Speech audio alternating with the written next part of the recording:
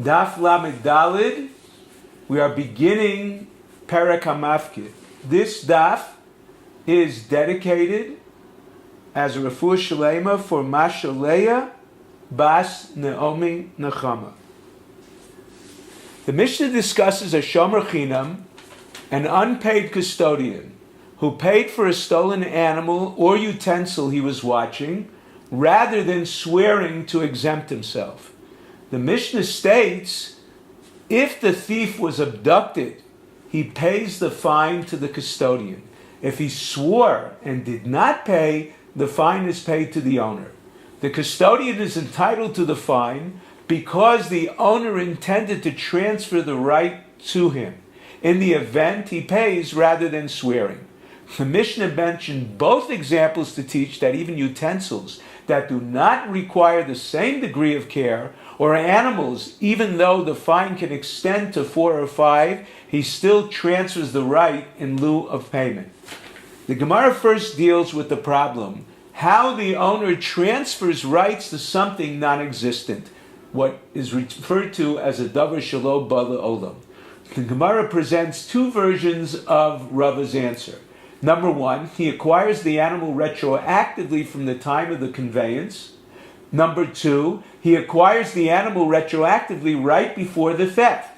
The difference between these two answers, number one, according to the second answer, the custodian would not acquire the shearing and offspring.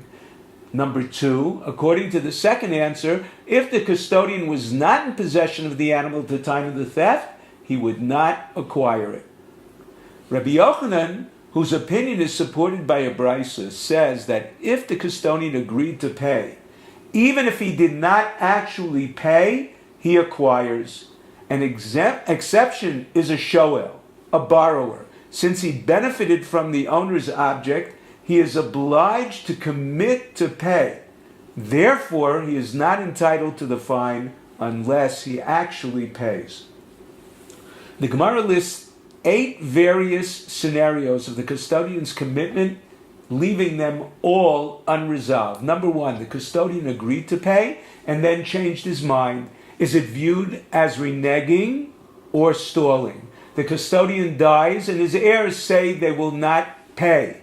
Is it reneging or stalling? Number 3, if his heirs in fact paid, are they entitled to the fines? They did not perform any service for the owner.